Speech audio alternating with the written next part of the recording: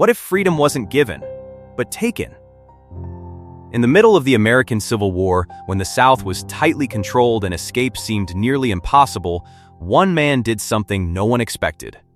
He didn't run. He didn't hide. He stole a Confederate ship and sailed straight through enemy defenses to freedom.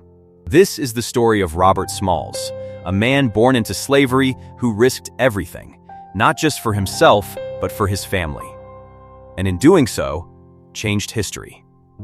Born into chains, raised with awareness, Robert Smalls entered the world in 1839 in South Carolina, not as a free child, but as property.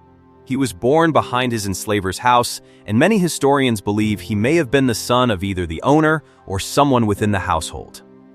Unlike most enslaved children, Smalls experienced a slightly different upbringing in his early years. He worked indoors alongside his mother and was even allowed limited interaction with white children. Compared to others, his life appeared less harsh, but that illusion didn't last. His mother feared something dangerous, that her son didn't fully understand what slavery truly meant, so she made a difficult decision. At just 10 years old, Robert was sent to work in the fields. There, he witnessed the brutal truth: men and women beaten, punished, and treated as disposable. The illusion of comfort shattered instantly. That moment didn't just educate him, it transformed him. From that day forward, Smalls was no longer passive. He became defiant, a skill that would change everything. As Robert grew older, his resistance became more visible and more dangerous. His outspoken behavior led to trouble with local authorities, and eventually, his mother intervened again to protect him. He was sent to Charleston. At first, it seemed like just another relocation, but Charleston's busy harbor became the place where everything changed. There, Smalls worked various jobs and eventually found himself around ships. Over time, he learned something incredibly valuable, not through formal education, but through observation and experience, how to navigate and pilot vessels. Even though he was paid, most of his earnings went directly to his enslaver. He kept almost nothing. But what he gained instead was far more powerful than money. He gained knowledge. And knowledge, in his case, would become freedom, a family worth risking everything for. During his time in Charleston, Smalls met Hannah Jones, an enslaved woman working at a hotel. They married in 1856 and started a family together. For a brief moment, they experienced something close to stability. They were allowed to live together, a rare and fragile privilege for enslaved families. But the threat was always there. At any moment, they could be separated, sold, or torn apart. Smalls understood this better than most. He even tried to buy his family's freedom. But the price, $800, was far beyond what he could afford. After years of work, he had barely saved a fraction of that amount. That's when reality hit him. Freedom wasn't coming. He would have to take it. The war creates an opportunity. When the American Civil War began in 1861, everything shifted. The Confederacy needed skilled workers, desperately. Smalls, already experienced in maritime work, was assigned to a Confederate transport ship called the CSS Planter. This wasn't just any vessel. It carried supplies, laid mines, and supported Confederate operations along the coast. For Smalls, it was something else entirely. It was a way out. From the deck, he could see Union ships stationed just miles away, blockading Charleston Harbor. Those ships represented freedom, but getting to them seemed impossible. Between him and liberty stood heavily armed forts, checkpoints, and the constant threat of death. Still, an idea began forming. The plan that shouldn't have worked. Smalls knew the ship. He knew the routes. He even knew the signals used to pass Confederate checkpoints. So he created a plan so bold, it sounded impossible. He would take the ship, not sneak away, not escape on foot. He would steal the CSS Planter, sail past every Confederate defense, and deliver it to Union forces. But the risks were enormous.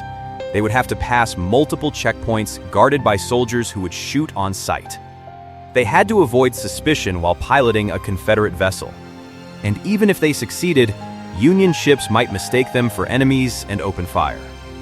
Failure didn't mean capture. It meant death. The night everything changed. On May 12, 1862, opportunity arrived.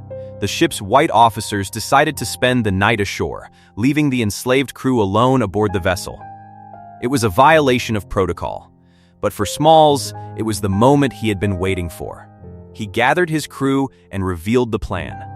There was hesitation, fear, doubt. But in the end, they agreed. They would either escape together or die trying.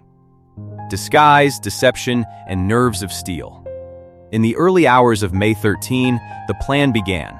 Smalls put on the captain's uniform and hat. In the darkness, with careful posture and confidence, he could pass for the ship's commander, at least from a distance. They started the engine. Slowly, calmly, they moved out of the harbor. One by one, they approached Confederate checkpoints. Each time, Smalls gave the correct signals. Each time, the guards waved them through. No alarms, no suspicion. But the most dangerous moment was still ahead. Fort Sumter.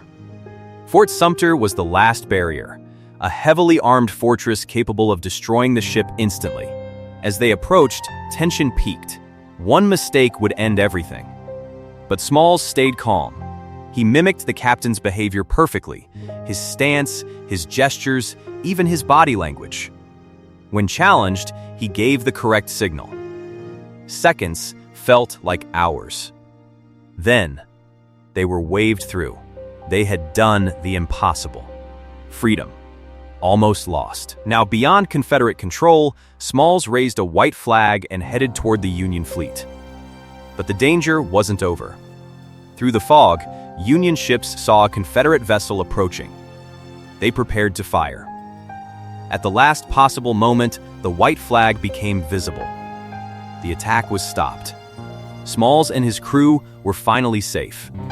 From slave to hero, at just 23 years old, Robert Smalls became a hero overnight. He didn't just escape, he delivered a Confederate ship, weapons, and valuable intelligence to Union forces.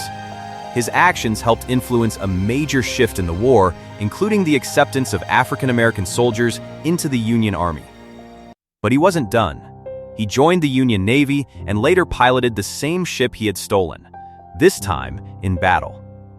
A legacy beyond freedom. After the war, Smalls returned to South Carolina. He learned to read and write, he became a businessman, and in a powerful twist of fate, he purchased the very house where he had once been enslaved. But his greatest impact came in politics. Smalls served in the South Carolina legislature and later in the U.S. Congress. He fought for education, civil rights, and opportunities for others who had once been in his position. He never forgot where he came from, and he spent his life making sure others had a chance to rise beyond it. More than an escape. Robert Smalls didn't just escape slavery, he outsmarted an entire system. His story isn't just about courage, it's about intelligence, patience, and timing. It's about turning skill into opportunity and fear into action. Most people wait for the right moment. Smalls created it, and in doing so, he proved something powerful. Sometimes, the only way to change your life is to take control of it. Robert Smalls didn't just escape, he changed history with courage and brilliance. Stories like this remind us what's truly possible. If you enjoyed this video, like and subscribe.